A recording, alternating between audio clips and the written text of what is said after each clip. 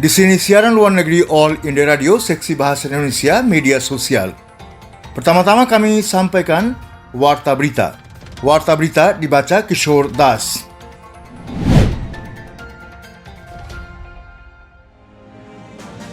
Penulis Skotlandia Douglas Stuart memenangkan hadiah Booker untuk novel Suji Bain.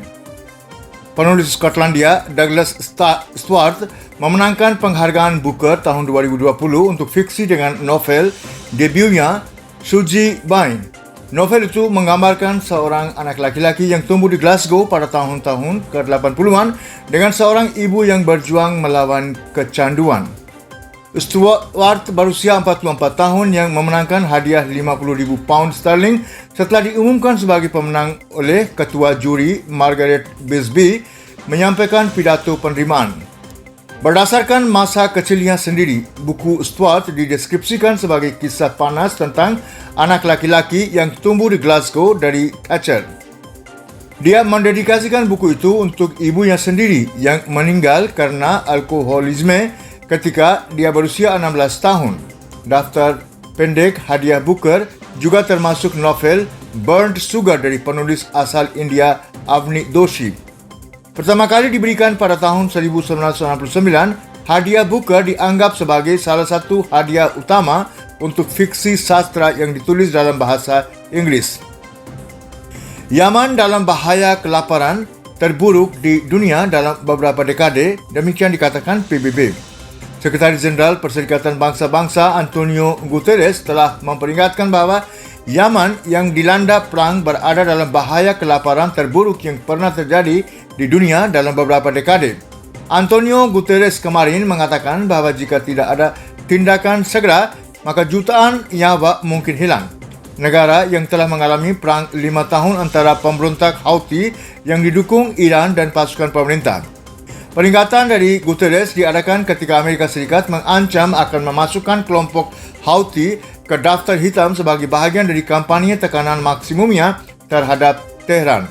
Para pekerja bantuan telah menimbulkan kekhawatiran bahawa langkah seperti itu akan mencegah bantuan yang menyelamatkan orang-orang yang sampai di negara itu dan memperburuk keadaan di Yaman. Ethiopia mengklaim 2 kota utama dikuasai kembali dari para pejuang di Tigray.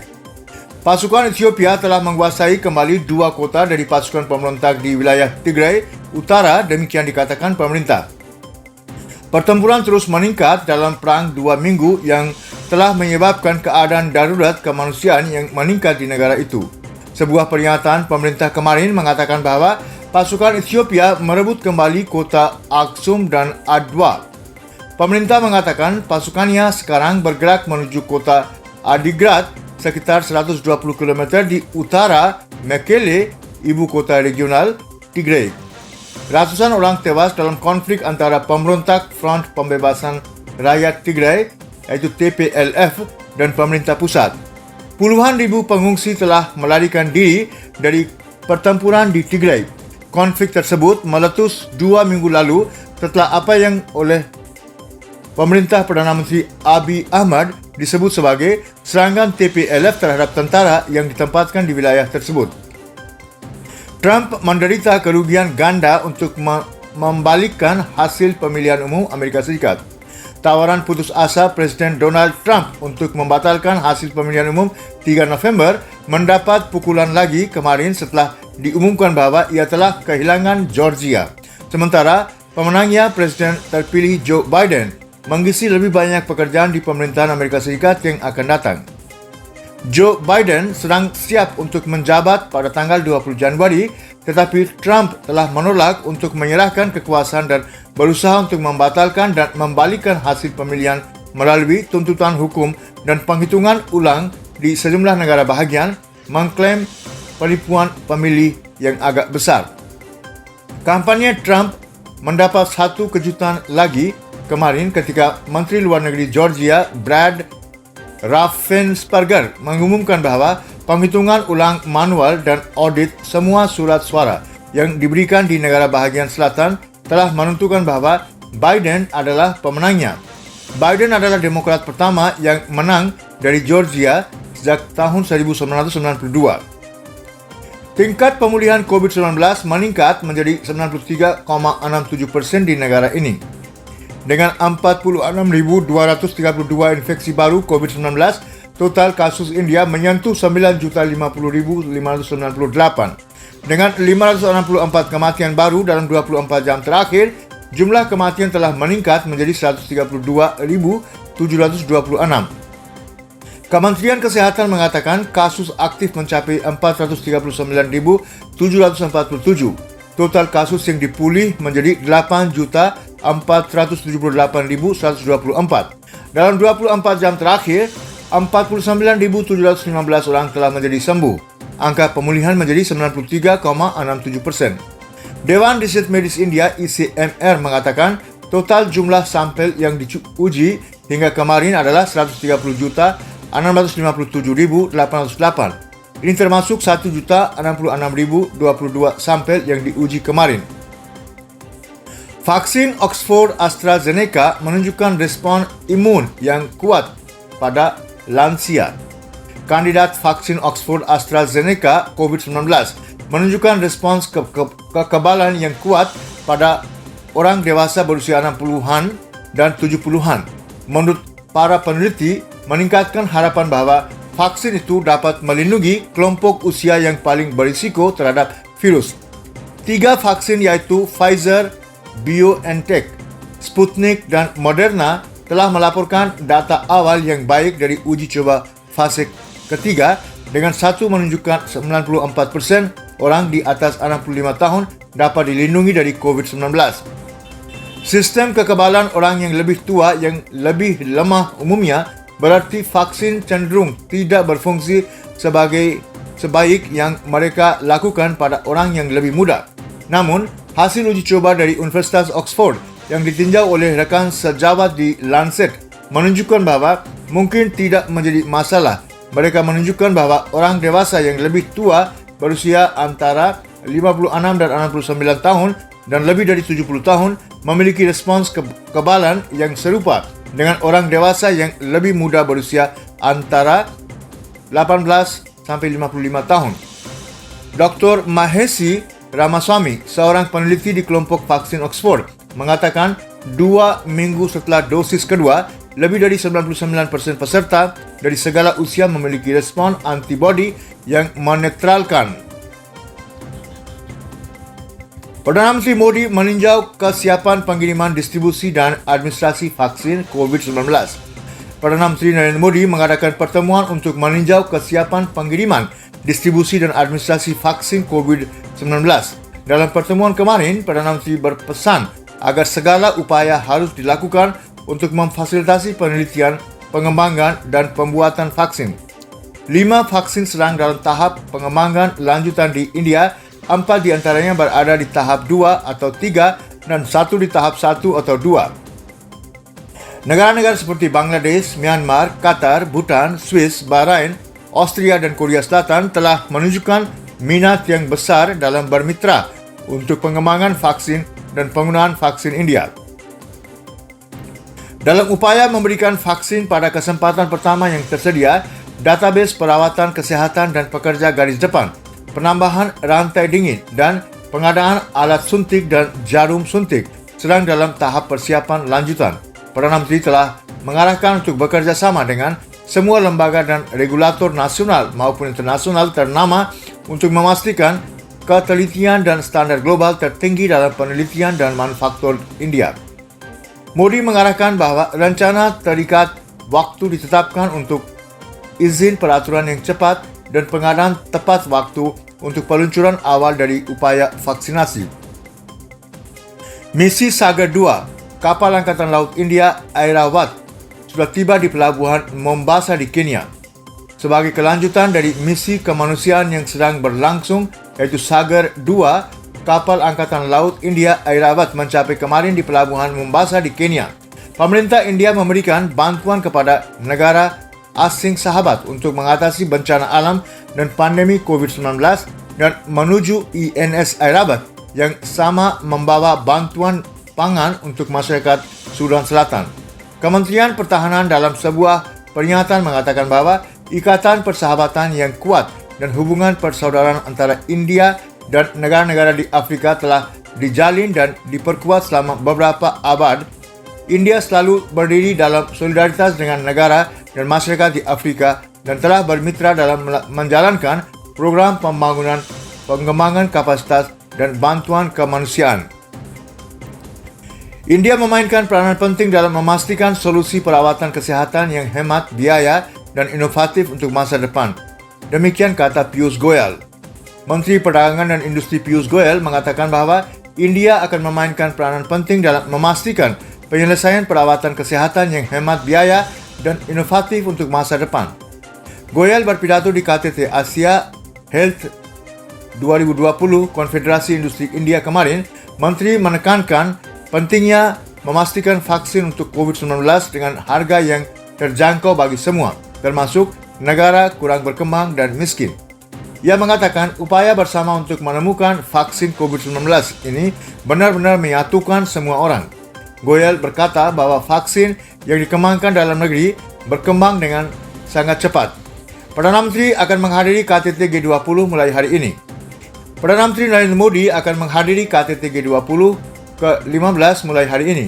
KTT yang berlangsung selama 2 hari tersebut akan dipimpin oleh Arab Saudi dengan tema mewujudkan peluang abad 21 untuk semua. Pertemuan tersebut akan diadakan dalam format virtual iaitu Maya. KTT tersebut merupakan pertemuan kedua pemimpin G20 tahun ini.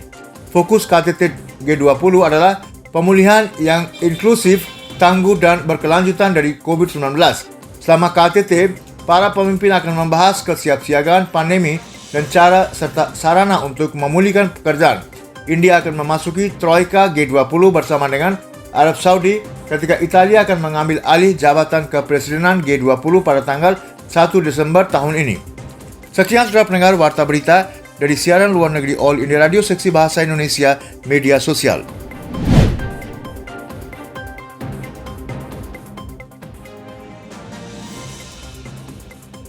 Dalam acara yang selanjutnya, saudara-saudara pendengar, kami sajikan komentar yang berjudul Perdana Menteri menekankan perlu diadakan investasi di daerah perkotaan. Di dunia pasca COVID-19, India akan menjadi salah satu dari beberapa negara saja yang akan menjadi contoh cemerlang dari pertumbuhan ekonomi yang bersemangat. Beberapa proyeksi optimis dibuat tentang ekonomi negara di tahun fiskal mendatang. Ajakan Perdana Menteri Narendra Modi kepada investor untuk berinvestasi di India pada Forum Ekonomi Baru Bloomberg tahunan ketiga perlu dilihat dalam perspektif ini. Memang diberkati dengan demokrasi yang dinamis, suasana yang ramah bisnis, pasar yang besar, dan pemerintah yang pro-bisnis, India adalah penyelesaian bagi pencarian investor untuk keuntungan yang baik. Baik dalam masalah mobilitas, urbanisasi atau inovasi, India menawarkan peluang menarik bagi investor. Perdana Menteri mengatakan, pandemi yang sedang berlangsung telah menunjukkan kepada dunia bahwa kota yang juga merupakan mesin pertumbuhan adalah yang paling rentan. Namun, tanpa memanjakan negativitas COVID-19 lebih jauh, ia menyandingkan pandemi dengan peluang, kesempatan untuk mengatur ulang hal-hal dengan tujuan perkembangan. Tidak diragukan lagi, pandemi yang dipicu oleh COVID-19 telah merusak apa yang dulunya merupakan pertemuan komunitas, olahraga, kegiatan rekreasi, dan pendidikan di seluruh dunia. Saat ini, mereka tidak sama seperti dulu di situasi sebelum COVID-19. Tetapi, pertanyaannya adalah bagaimana memulai kembali sesuatu. Tanggapan Perdana Menteri dalam hal ini sangat tegas. Ia mengatakan, restart bisa dilakukan dengan meremajakan pusat-pusat perkotaan. Tetapi, untuk ini, diperlukan pengaturan ulang pola pikir. Perdana Menteri Modi dengan tepat mengamati bahwa dunia pasca COVID-19 perlu dimulai ulang dan ini tidak dapat terjadi tanpa menyetel ulang proses dan praktik. Dengan menyatakan hal ini, Perdana Menteri berusaha menarik perhatian investor terhadap peluang investasi yang berlimpah di daerah perkotaan India, terutama kota pintar, yaitu Smart City dan pusat perkotaan. Dia berpendapat bahwa COVID-19 telah memberikan kesempatan kepada pemerintah untuk mempercepat proses menjadikan kota lebih layak huni bagi masyarakat. Ada kebutuhan untuk membangun kota yang berkelanjutan di mana lingkungan yang lebih bersih adalah norma dan tidak terkecuali. Dia berkata, dia melihat masa depan di mana sebagian besar pendidikan, perawatan, kesihatan dan belanja mungkin terjadi secara online atau daring. Tetapi pada saat yang sama, dia menginginkan India di mana pusat-pusat kota memiliki fasilitas kota tetapi semangat desa. Tidak diragukan lagi, tujuan utama di balik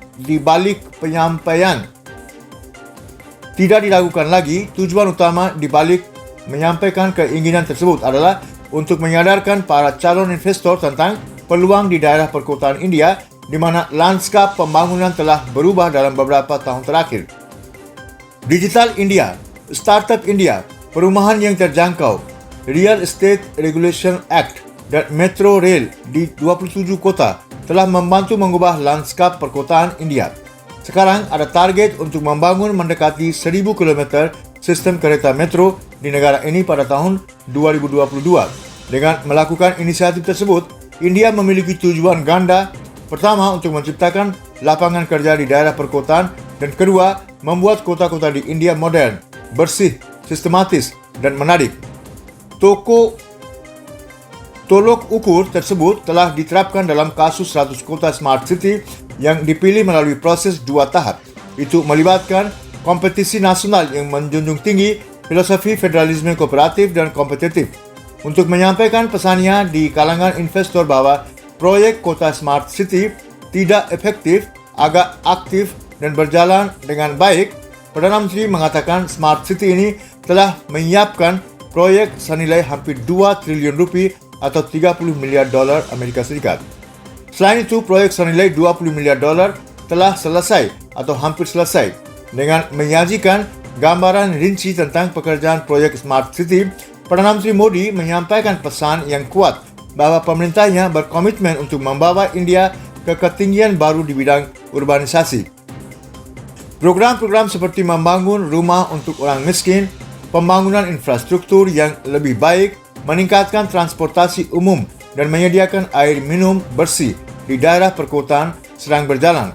Menurut Kementerian Perumahan dan Urusan Perkotaan, negara ini harus membangun hingga 800 juta meter persegi setiap tahun hingga tahun 2030 untuk menampung 40% populasi yang diharapkan tinggal di kota-kota di India. Sekian.